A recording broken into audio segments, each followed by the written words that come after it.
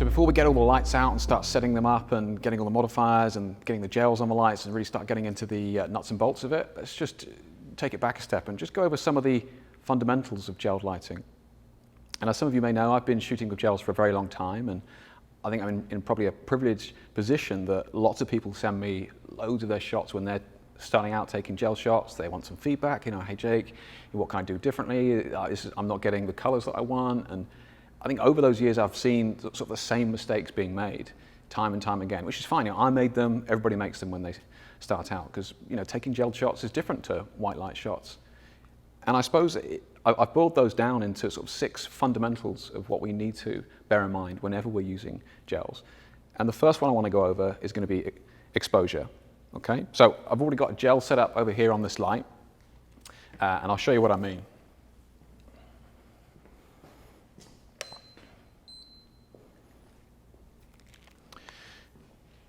When I'm talking about exposure with gels, I'm referencing the fact that you can't really light meter a gel.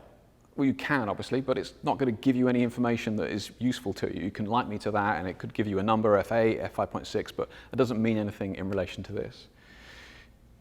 When you're choosing the power of the gel, you're choosing the color to a certain extent. Because if we have this light on its lowest power, then it's going to take a shot, which is, with this orange gel we've got on here, it's going to take a shot with almost like a golden ochre, sort of golden brown type color. Okay? Whereas if we turn the power of this light right up, we're going to get like a sunburst yellow.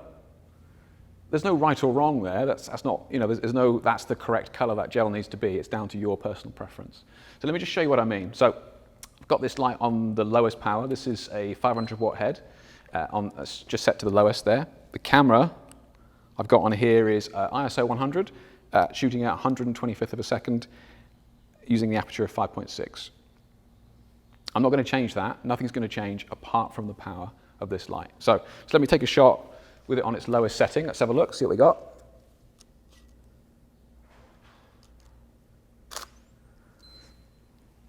So yeah, so that's not much light coming out of that gel. So we're getting a deep golden brown on there. Okay, so I'm just going to turn the power of that light up 1 stop, so doubling the power.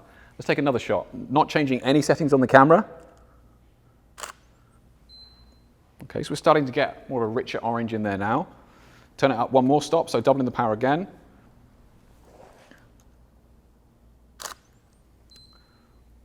Nice. Okay, so in the middle there, in the hot spot, we're starting to see more of a yellow color rather than an orange. And then let's go all the way up 1 more stop. Perfect. Okay, so now we're getting almost brilliant yellow throughout the entire frame. There's no right or wrong color there. It's up to you as to what color you want to go for. It's your preference. And I would advise anybody, if you've got gels at home yourself, take them out, put them, fire it against a white wall, different exposure values through your light, and see what different colors you can get, because all of the gels, whether it be red, pinks, blues, they're all going to have variations in colors throughout them. So yeah, make sure you give it a go and see what you can get. So that's exposure.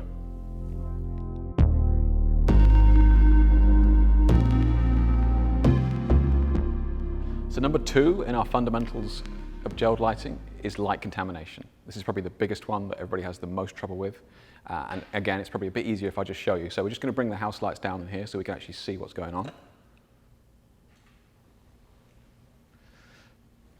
So we can see now with the house lights down, we've got a strong saturated color here with this gel. We've just got that one light on in the set. There's no other lights. Now what usually happens is as soon as you start bringing in other lights, they'll start to add, especially with white lights like this, if you're photographing a model and you want to put a white light on her, quite quickly you'll see that this can wash out the set or the color that you've already crafted back there. Granted, you would never have the lights like this, but I'm just trying to show you what it looks like. And I take real care in precisely getting these lights exactly right. I mean, we'll be going over that in more detail later on in the tutorial, because there's plenty of ways that we can place the lights or flag the lights to make sure that this light contamination doesn't happen, and we always maintain this strong saturated color.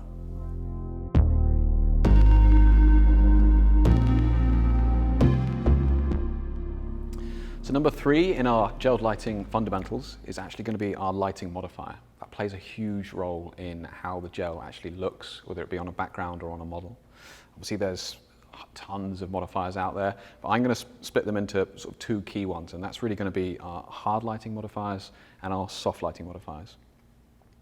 Hard light modifiers are sort of grouped into, so we've got ones like this, the snoot, okay, and then we've got just a classic reflector dish with a grid. And I mean, obviously the most obvious thing that these two things have in common is just their size, okay, they're smaller. As a general rule, smaller modifiers like that tend to create a much harder light or a much harder look. And some of the characteristics of that when you start putting a gel on there is going to be obviously a bit more contrast in the light. So that contrast is going to translate into more saturation in a shot.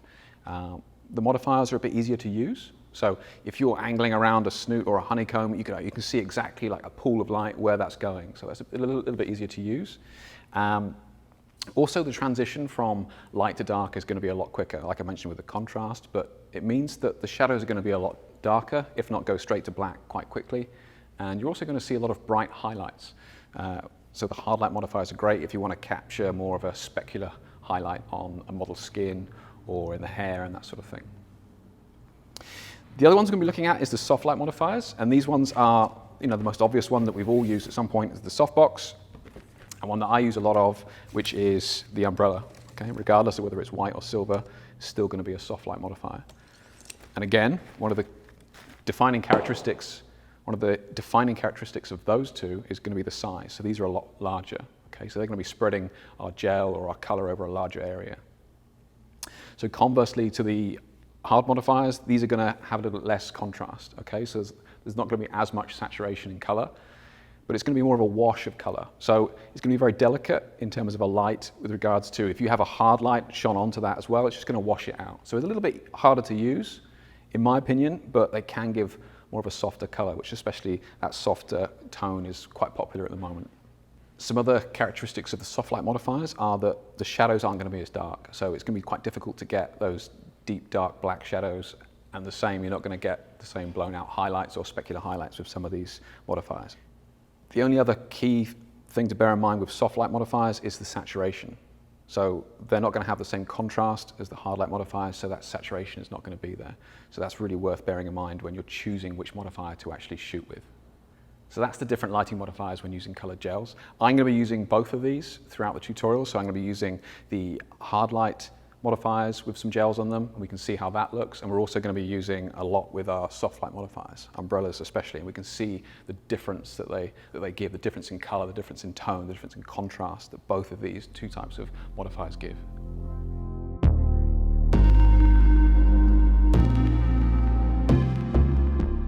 So number 4 in our fundamentals of gelled lighting is going to be angle of incidence. Granted, that doesn't sound very exciting, but really it's just a fancy way of saying it's the position that the light has in relation to the model, the background, the subject. Okay, and today we've got Justin, our beautiful model, is going to be helping us explain that. And like I said, if you had your gel, like we've seen before, if you just shine a gel directly at a background, straight on, it's going to create more of a circle of light. But you'll also notice that it has a brighter spot in the middle. That's what we refer to as a hot spot. Now, as we've seen with exposure, that's going to have a different color in the middle than it is to the outside.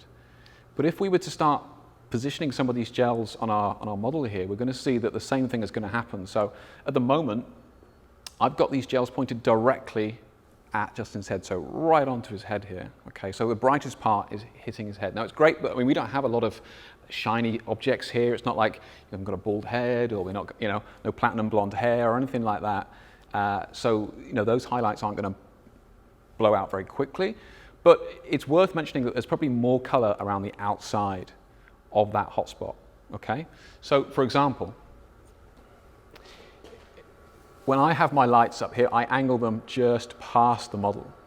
Okay, so this light, so the hotspot is now here, but that color that I want is now hitting my model. Okay, so the brightest part is going past him, and it's almost like I'm feathering the light past him. And I would do exactly the same on the other side. So whenever you're positioning your lights, think about the angle of incidence or the way in which they're hitting your subject, because that's going to affect the color that's actually hitting your subject. So the brightest part, make sure you're sort of firing that past them, and if you want more color, then you're going to feather that light so you can get all that saturation. That's simply angle of incidence.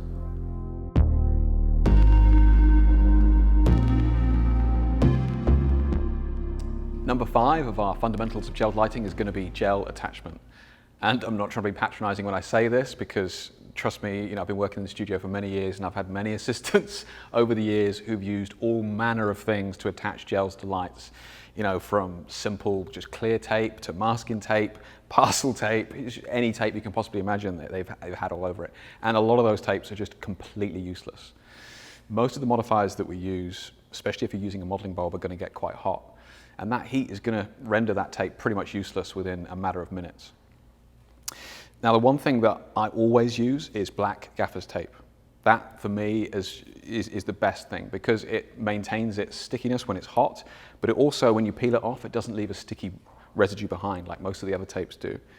Don't get it confused with the silver duct tape because that, it's great for water and that sort of thing, but when it gets hot, it just becomes this sticky mess. So yeah, avoid that at all costs. And when I mean gel attachment, I mean that our gel has to cover the entirety of the light that is exiting your modifier.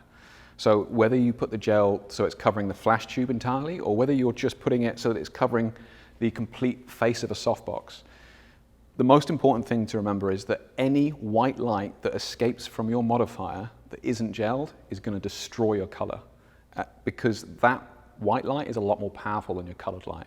So that's just going to contaminate it. And that's where a lot of people fall down. There can be a tiny gap that's bouncing around the room that you don't realize. It's going to make a big, big difference. So yeah, gel attachment is really, really important. That's number 5 of our fundamentals of gel lighting.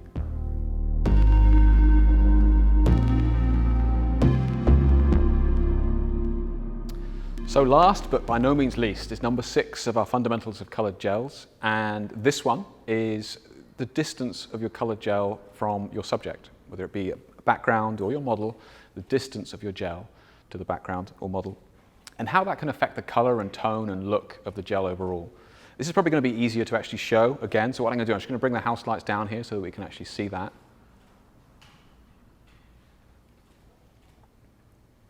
So with this particular gel, we can see that it's really quite close to the background. Nothing wrong with that, it's just going to give you a different look. But let's take a shot, see what that looks like.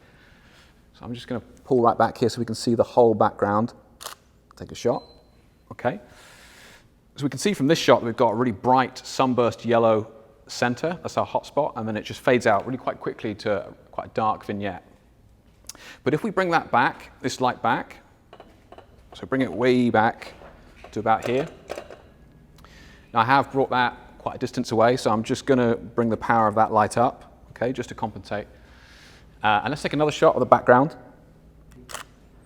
How that looks. Okay, so completely different. We can see that from this shot, we don't really have a hot spot. It's more of a blanket tone, right from the center all the way to the edge. And that's how you create more of an even tone across like a white backdrop like that. If you don't want those shadows around the outside, if you don't want that vignette, just bring your gelled light further back. And the same thing is going to apply on models as well. Okay, if you want more of an even tone, just bring that gelled light further back. So those are the 6 fundamentals that we need to know if we're going to be using gelled lighting.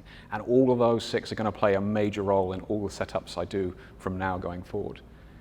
If some of those don't make complete sense at the moment, they certainly will do later on when we start bringing in more context like modifiers and models and that sort of thing. So yeah, stick with it and it'll certainly make a lot more sense when we start to bring everything together. So let's get started with our first setup.